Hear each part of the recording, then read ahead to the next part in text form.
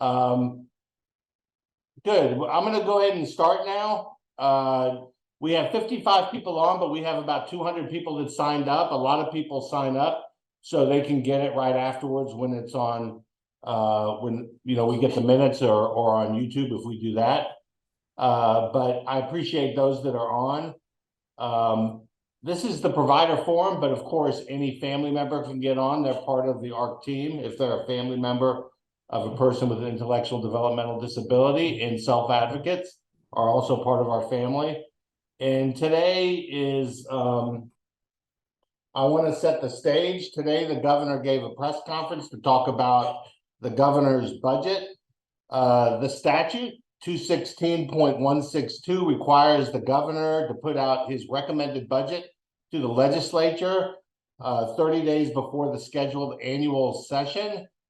He beat it because he had another week or so to put it out, but he put it out today. And so now we have the budget and some other information besides the budget, like some implementing language.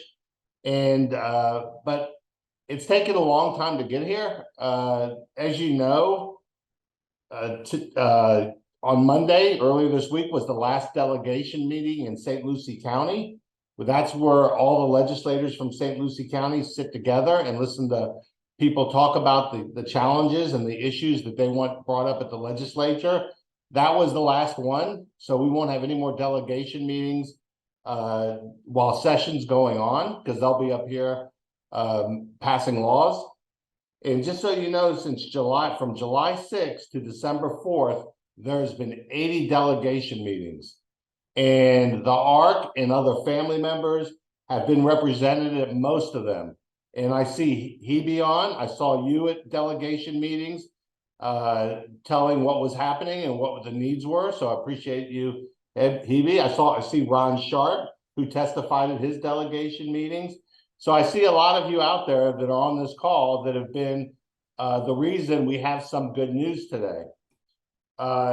In addition, the process works like this. In September 15th, the agency heads give their recommendations. And we know from historical records that they never put a rate increase in the agency heads' recommendation. So we were kind of expecting that. Of course, we always want it because we want to get a jump on things, and everyone knows that there's a needed rate increase to meet the needs of people because there's not enough capacity and providers in the community to meet everyone's needs.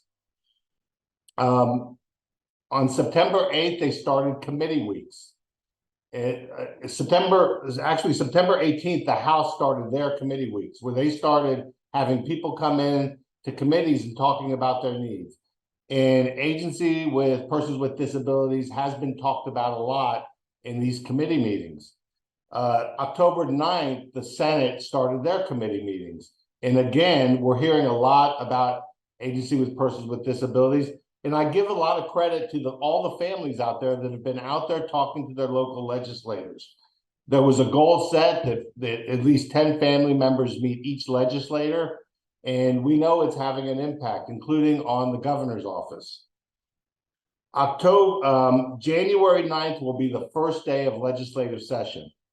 For the next 2 weeks, there's still committee weeks, and the governor will be presenting their budget in front of virtually every committee so they can talk about the budget for that committee. For example, agriculture, they'll get up there and talk about all the issues in agriculture and what the governor's budget is. But remember, that is the starting point. It's not the ending point. The legislature will not end until March 8th, which is the 60th day of session. And the only budget that will be passed and approved and be signed is something that the House agrees with the Senate, and with the governor. So before we get to Jim DeBogren to talk a little about this, I would say, and correct me if I'm wrong, Jim, but since APD was an agency, and I think it was 2000 or 2001, do you remember which year it was when they started, Jim?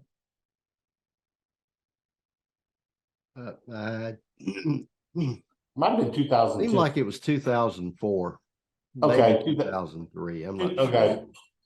2003 or four, but only 2 times a rate increase has been in the budget. And both times it was Governor DeSantis. And that was 2 years ago. And then it is this year. So the good news is we are in the budget, which if you are a lobbyist or someone that talks to legislators, the legislatures always ask when you go in there and ask for money to help people, they go, are you in the governor's budget? And the good news is the governor recognizes persons with disabilities is a priority. And although it's not exactly what everyone wants, I consider it the floor, but I consider it a huge step in moving forward that the governor saw the importance of having us in the budget. Jim, you've built these budgets from the beginning to end. Anything you want to say about how we got here and how the budget gets developed and where we are right now, and then maybe we can get into the budget? Sure. I don't, it's like you said, it's a little unusual for the governor to put a rate increase in his budget. So that's really, really good. I think it is the second time. There's it's a pretty solid budget. We'll work on the legislature. I know we'd like to see a few more service categories get a bump as well. And but this is a better start than usual. And I've been doing this for a long, long time. Rate increases almost never get into an initial budget recommendations. That's something that usually you really have to work with the legislature, and a lot of times it's a last day decision. So let's hope this is a good sign. One thing I would mention is just because the governor recommends it does not make it automatic that it gets approved. However, based on feedback that I've gotten and our lobby team has gotten, it looks like the legislature has gotten the message, and so I'm cautiously optimistic about the upcoming session. And Alan, if you want me to just launch into what I've seen so far, I can do that. Yeah, I just to point out before you start, 2 years ago when the legislature put $420 million in the budget for the iBudget waiver, I think the governor's budget recommendation was similar to this one. So I think it really puts it's almost like a marker for the governor to let the legislature know it's a priority to him, and we're very happy that he did that. You can launch into it now, Jim. All right. Okay, it looks to me like, and again, just so you all understand, this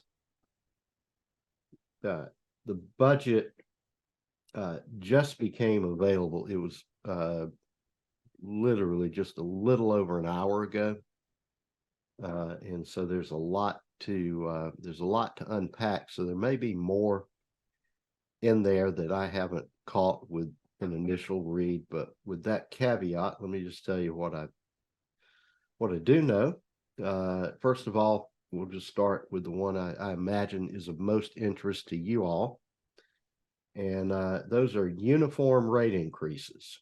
And uniform rate increases, the total there is $60.2 million. That is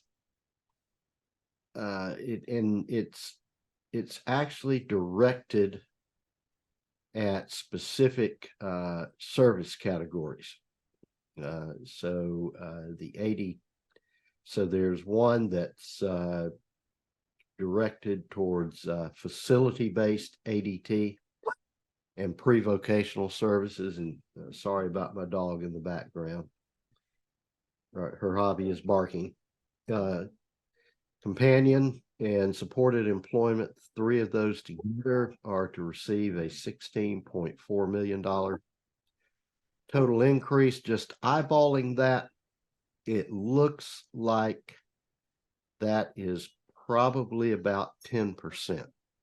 I'm going to guess that's the intent. They don't put these percentages in the language that accompanies the rate increase. That's just what it looks like based on 12 months worth of expenditures.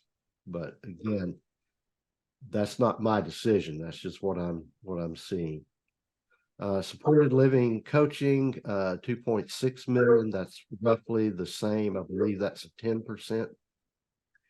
There's 34.8 million for residential habilitation. That looks to me to be more in the neighborhood of 5%. There is a 4.8 for private duty nursing. And honestly, I haven't eyeballed that one. I'm going to assume that one's 10%.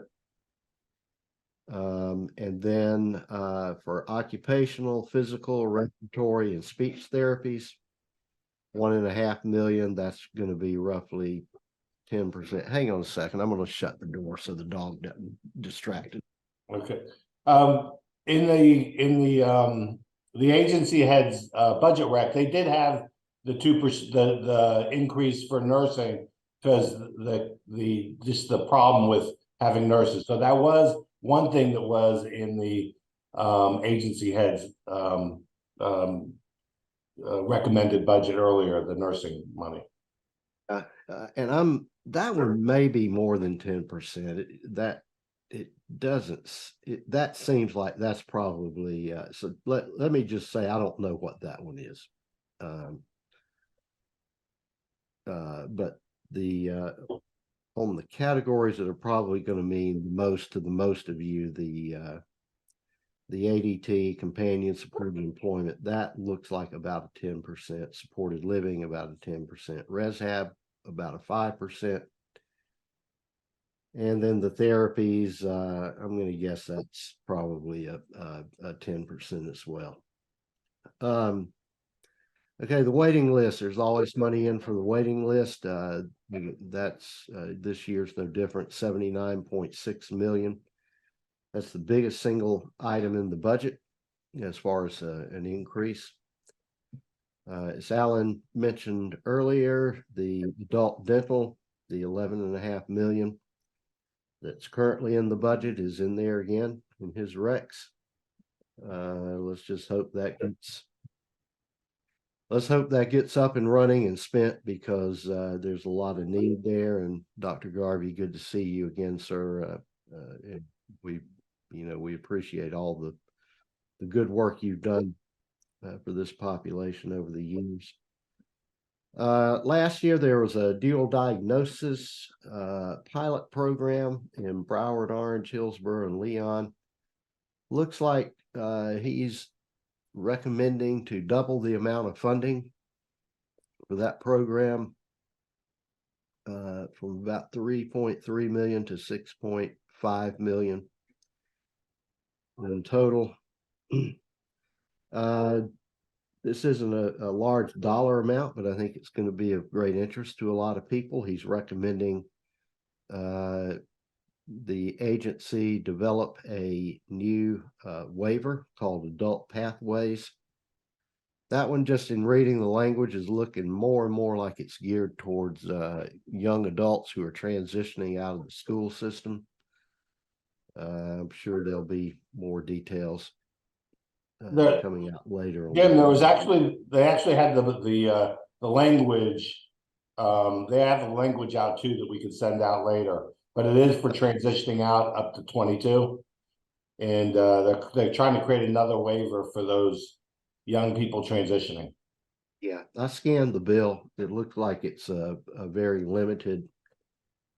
It's a limited selection of services. The kind of services that probably would be most useful to a young adult without challenging behaviors, that kind of thing. That's what it looks like it's geared towards. The agency requested the governor also picked up a study to look at rates paid for providers that operate in rural areas of the state, as to whether they need a rate adjustment. I know in the school system, it's you have what's called a sparsity factor. That is kind of even though land and housing, things like that, are usually less expensive in rural areas to actually run a business and provide a service, where you may be having to drive 10, 20 miles between clients. There are things unique to rural areas that that can make it more costly to provide human services, notwithstanding the generally lower cost of living in rural areas. So that's going to be studied if this issue is approved.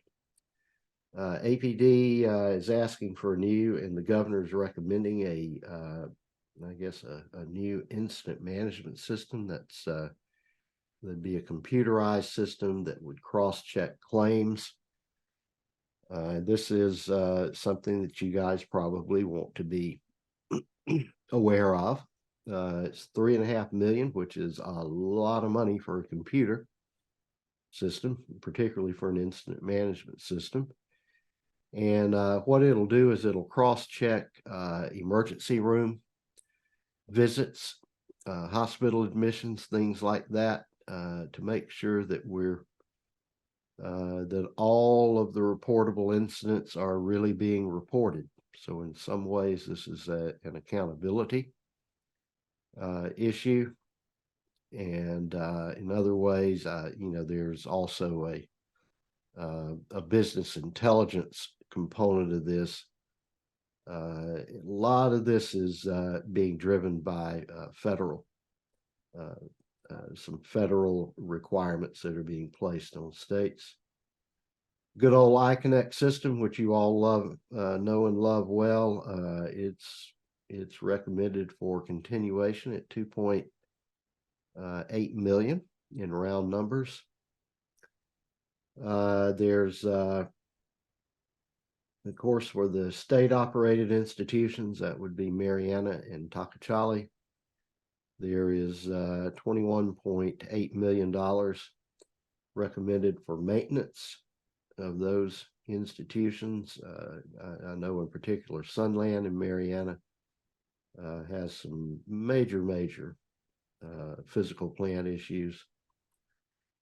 And then on the APD side, in terms of what I spotted with my first look, was they've got $4 million, I guess, to continue planning for a new forensic facility that would replace the existing facility at Chattahoochee. So the MR, or the DDDP, the Developmental Disability Defendant Program, and just a personal note here, if you've ever been to that facility, you can see, I think you'd agree, the state needs to build a new one. One other thing is, like they've done for the last several years, if there's money left over in the iBudget waiver, the governor's budget reappropriates those dollars back to APD in a lump sum. Right now, that lump sum appropriation that is in APD is $287 million. If you add the federal dollars that it could generate, you're getting up well over 600, near 700 million. That amount is very likely to grow. So there's a whole lot of money in that APD budget that is likely to not be spent again this upcoming year, if the legislature goes along with that recommendation, which they have for the last several years. Last thing I think that might be of interest to all of you is the governor's budget does provide for the managed care pilot. that is currently under procurement. It was originally authorized last session for 600 people in Region I, which is I believe that's just Miami-Dade and Monroe. This would add authority to enroll another 300 people in Region D, which is may not get all the counties here, but it's Hillsborough, Polk, Manatee, Highlands, Hardy. and Hardy. Okay. Anyway, that is at right at 47.8 million. So I think $48 million in round numbers. And that is considerably less than the 60 million that was originally authorized for this program last year. I'm going to guess that they're fine-tuning these numbers based on some actual, probably actuarial analysis. I don't know, but that's one thing that kind of jumped out at me. Add it all up. Again, these are just things I noticed with a quick review. It looks like if you add the federal matching funds that are at least potentially generated, looks like there's about $300 million worth, minus the well, if we take out about 50, so somewhere around $250 million worth of increases to APD, and then there's the 48 million over in ACA. So that's an overview. Good budget. I didn't see on the substantive bills, the only one I saw was the one Alan mentioned earlier that would authorize the adult pathways waiver. Alan, turn it over to you. Jim, thanks a lot. You know, an hour after it came off the presses and got on the got out there the budget to be able to put something together like that. We're not going to hold you to all the details because we know that as we go on, we'll learn more and more about this. And I would say this before we open it up for questions, because we are going to still talk about advocacy today, that this is not the end. This is just the beginning. The advocacy really begins now, because now we're at the table, and I think that invites us to more and more legislators' offices, because they want to talk about the need, because they know that they have an independent responsibility, and they are the ones closest to the ground. They hear from people, they hear from families, and we try to relay that information from the provider network, the family network, and the self-advocate network. So again, before we open up for questions, after we do the questions with Jim, we're going to go back into talking about advocacy. But for those that get off before then, I want to let you know, I appreciate you being on. We really try to expand our advocacy by being inclusive and including anyone that has a voice and has an interest in this, because the only way we're going to succeed in this, because we know there's a lot of needs and activity that needs to be done, is by speaking with one voice. So any questions?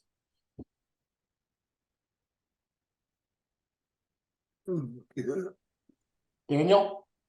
Yeah. I want to listen. Hold Good on. morning, members of ARC. Let me introduce myself to you. I'm Daniel Carvajal. I am 54 years old with cerebral palsy. I speak with a hard-to-understand speech, so I use an app on my phone that I use to communicate with. I am a disabled advocate who has been fighting for my rights all of my life. I am from Tierra del Fuego, Chile. I came to Miami in 1972 due to my condition. I grew up going to special ed schools until I got into middle school. I came to the realization that I can be whatever I wanted. Then, after high school, I decided to keep fighting. When I started the University of Miami, I had no note takers and no assistants at the cafeteria for lunch. This was my wake-up call to fighting for my rights to get a great education. I started a group called Disabled Students Union with the help of various student leaders. I got the chance to attend a conference in Minneapolis, Minnesota for disabled student leaders. I learned to advocate for us. I then took this knowledge and I applied it to my real life situation when the state of Florida started with the Medicaid waiver implementation of the electronic visit verification system. I truly believe that this system is no good because it takes time to learn how to use the system. It takes time to signing in, and the documentation that must be turned in every day is intrusive. How many times you go use the bathroom, etc. What do you think we could do about this? Okay, and I assume, are you talking about the iConnect system, the No. EV? Yeah, Yeah, the EVV. We are, that's been a pretty sore subject for really everybody that has had to use the system. And it's it's a good question. I mean, we've certainly offered language that would remove some of the requirements that force providers to use that software. I think there's little doubt that APD should have an electronic health record. But what's happened with iConnect, it has morphed into something that goes way, way beyond what you would normally just see in a centralized individual record and tool. And I think it's become really more of a burden. It's become more of a burden than it has been a useful tool for most people. I agree. Yeah. Oh, yeah. Let me give a couple comments on that, because Jim, I think you're right. I think that when they make changes, everything they do is for the benefit of APD and doing their job, and not for the end user. That's kind of my view. And recently, 2022, they actually came out saying that that they had an advisory that said they were not going to use it to do the discontinuous plan to implement the claims module within the APD iConnect system. So you see that there are challenges with it from what we thought was going to happen, and we probably need to change the law so there's more flexibility, and government doesn't dictate what you use to be able to track what you need to track. So that's kind of my thoughts, Jim. I think that's my thoughts too, and I think they really should I really think they should look at minimizing requirements. I mean, the electronic visit verification, the federal government is requiring that for some services. But you don't have to do it the way that they do it with iConnect. There's a lot of different technology out there that's more proven, that's already in use. It works. It's a whole lot easier to use. There should be there should be some consideration given for that. The one thing I can say is that we've been hammering that message with anybody that will listen for the last 5 years, and we'll just keep on. One of these days they're going to listen, and I think we are starting to make some headway. So we'll be cautiously optimistic about that. And I see another question in the chat from Ron, and Ron, I appreciate your comment too. Sunland is in terrible shape. And it was before the hurricane, and then the hurricane almost struck a death blow. And it's gone from really, really bad to just, some of those buildings, my understanding is that they are not habitable at all. They're not even in use. Some point, somebody's gonna, the question one day is going to become, how long do you throw good money after bad? And I, as much as I hate it for that community, and I know it'll be an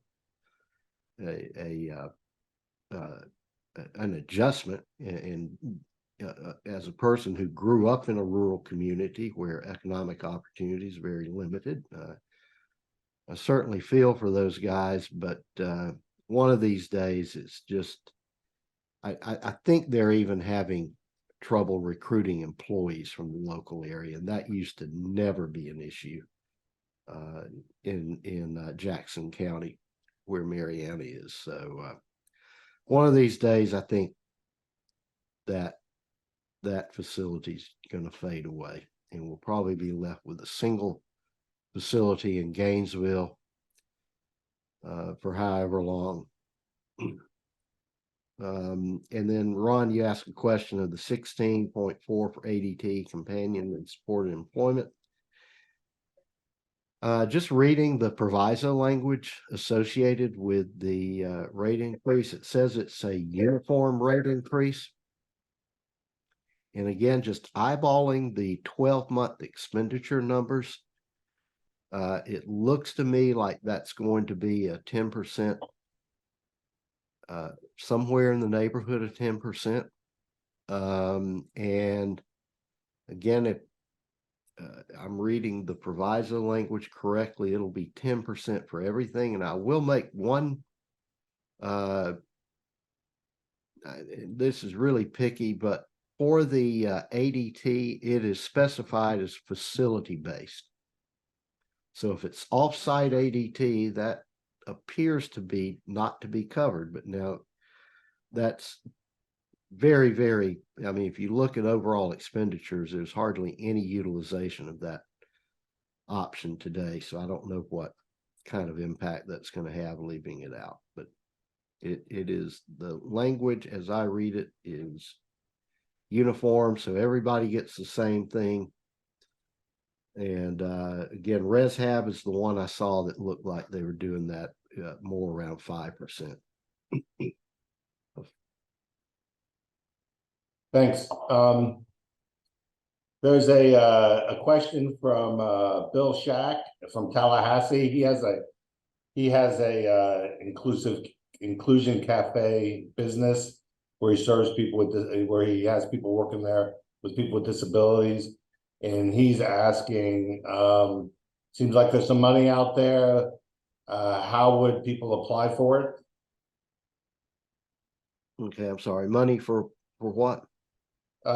You'd like to have, if you're a business that has people working there with people with disabilities, is there a way to get money through this budget? Good question. There is a line item, and I believe there's $1 million kind of buried in the base budget. That is not an increase in the governor's budget. So I didn't pick up some of these base budget continuation items.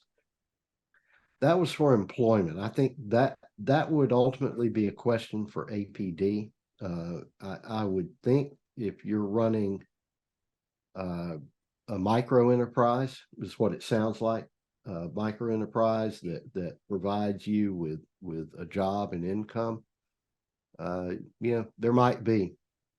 But again, I'm not the person who can really answer that question. I think we would need to help you get to the right people to speak with at APD. And Alan, you and I can. Yeah.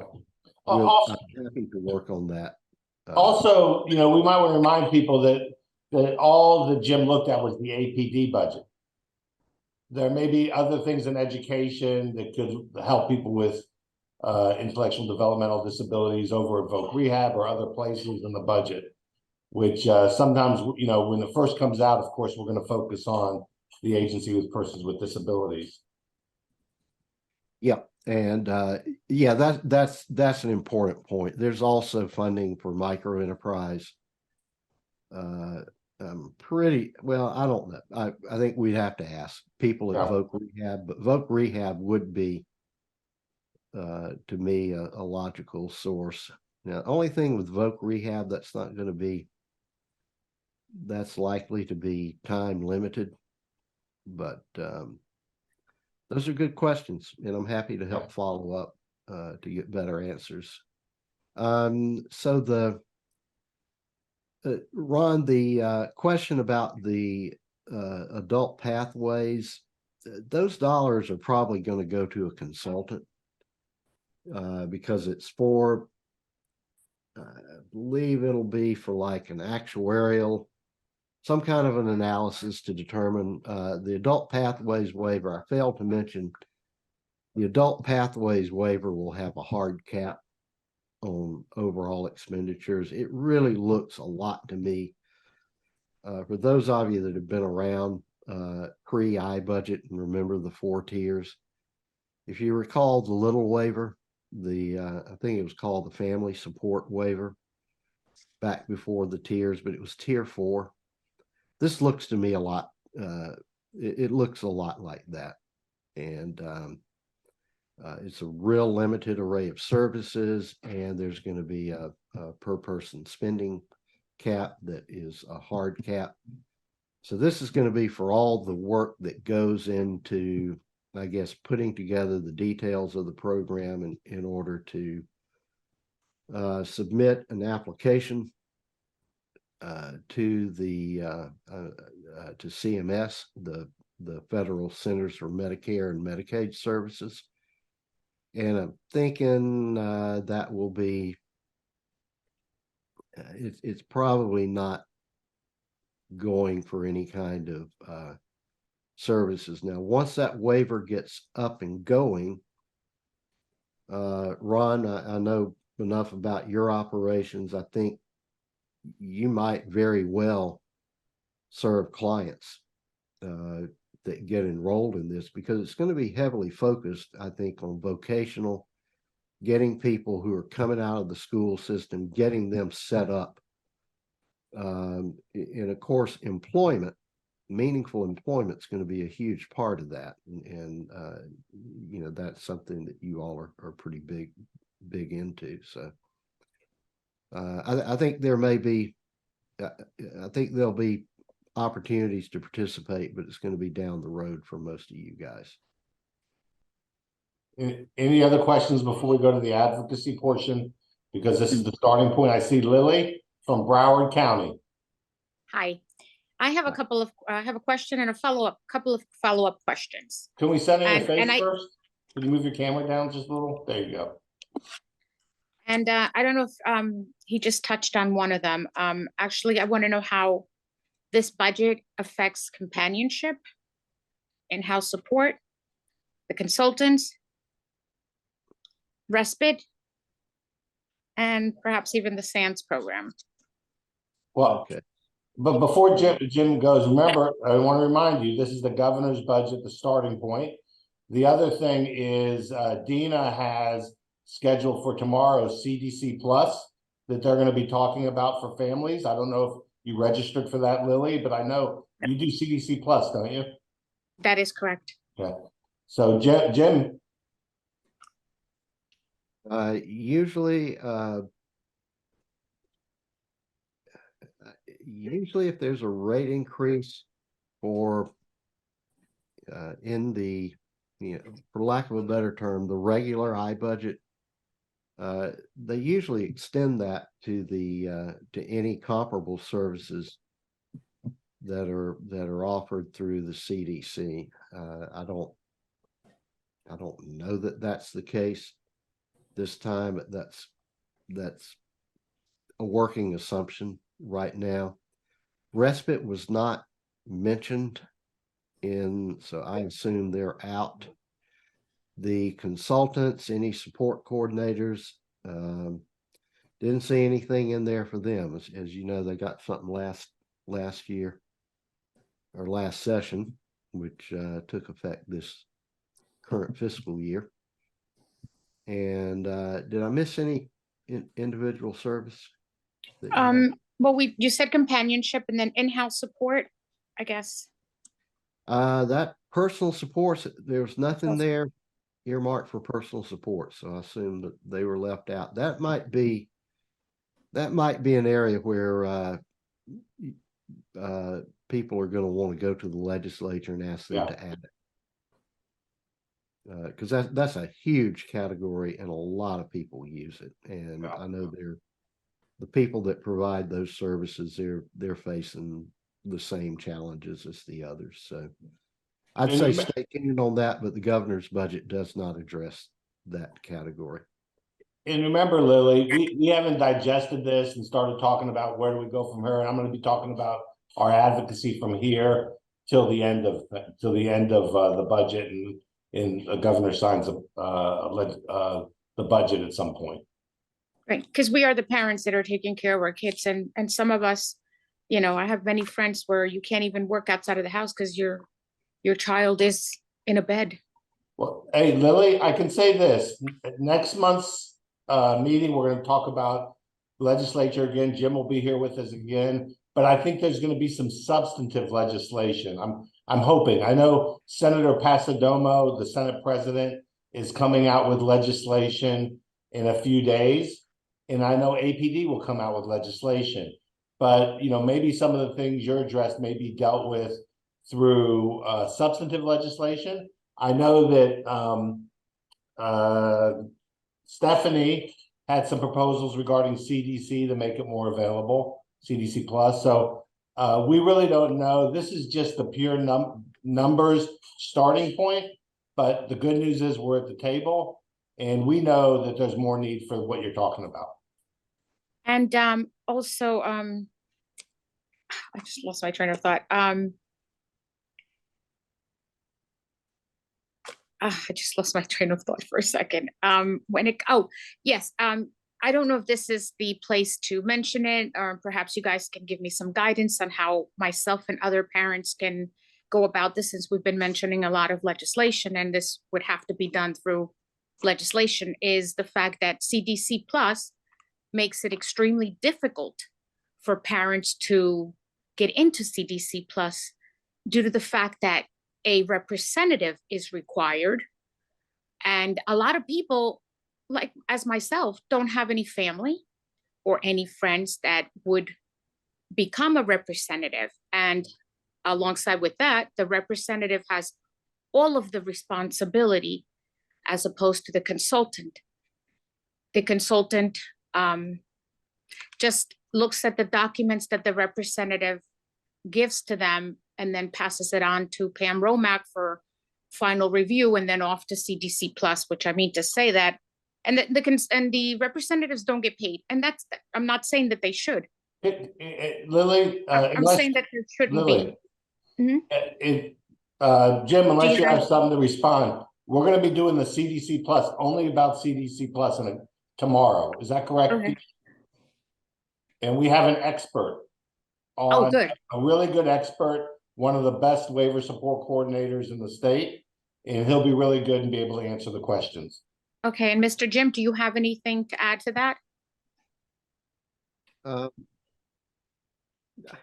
No, I mean, Okay, I agree with you. I love the CDC Plus program. I think it's a great option for people, and APD should do all they can to make it easy for you They don't. guys. Okay, unless there's any other questions I want to talk about moving forward. Alan, somebody put in supported living, and again, I think that's one of the ones that would be in line for Yeah. 10%. And there's nothing for waiver support coordinators in the budget. Yeah. That covers everything I see in the chat. what is the supportive living that person just mentioned? Isn't that the where the parent takes care of the child? Is that the same thing? No, this is supported living coaching where. I got it. Yeah, this is a person that lives on their own. Correct, family. correct. Yes, I just helped someone out with that. In fact, actually, because the kid was homeless and I advised Director Hatch that was happening on a Sunday and didn't get back to me for 3 days, I put him up in a hotel along with another parent. Because he wanted to stay at an extended hotel, extended stay. APD was going to take the coach away. Individual cases, this is not really the place to litigate individual cases, so. Oh, no, I just help. wanted to mention that. I agree, Hebe, I agree, increase for personal supports is needed. And again, we appreciate you being one of the top advocates in the state. I did want to mention, I see Kim on. Kim, we've talked many times, I agree. Supportive living is currently reimbursed at 8.4% less than it was in 2003. That's going to be coming up in the future, but let me talk about the advocacy because we don't have much time. One of the ARC of Florida's goal is we're going to meet with every legislature. We've already started meeting with them. We got 2 more tomorrow, but this session we're meeting with everyone with the goal of the freshmen and the sophomores to have them go to the chairs of appropriation and tell them that this is important to them. But we're really going to do a full court press. A lot of it is going to be educating them because this is a long-term battle. This is a long-term advocacy. It's not one win and you're done, we get some money. This is how do we institutionalize our impact to make sure people's needs are met so they can live in the community integrated with and live up to their potential. So just wanted to mention that we're going to be continuing to meet people, and that doesn't mean people out there, providers and stuff, shouldn't make meetings with their local staff. They're often home on Mondays and Fridays, so there may be times to still get meetings. We'll keep you up to date on things, especially next month when you start hearing about the substantive legislation. We basically track any legislation that impacts people with disabilities, and we'll be sending out information. Probably, if you get a lot of emails from me, you'll probably start getting a lot of more because it's session.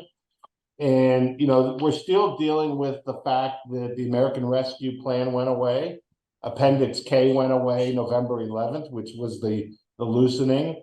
We still have the provider survey that said 38% of the providers were reducing services in the last year, and 28% saw even more reductions. We don't have enough capacity for the people that need services, especially when they're going to be really focused on the wait list. I got an internal feeling within 2 years they're going to eliminate the wait list. They really talk about that a lot, but at the same time, we need to have the services out there throughout the state so families can access them, because you don't want to get off the waiver and get on another wait list, that's for sure. The other thing is, in fact, Jim mentioned it again, is there's been an accumulation of funds, 187 million, and we'll be advocating for it being used and not just being sitting in there and rolling over every year.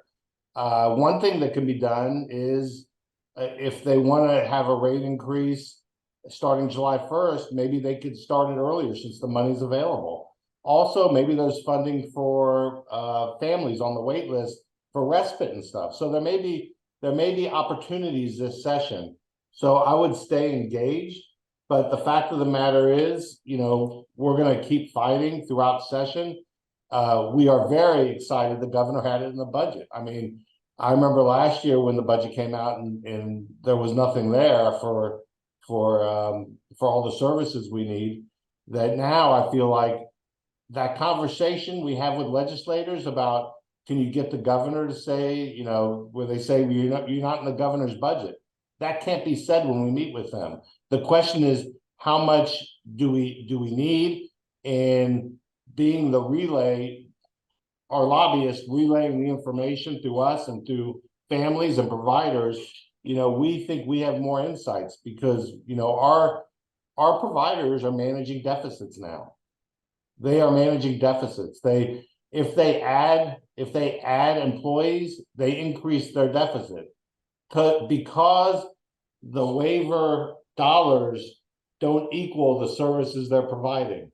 So providers have to raise private funds, find other ways to do it.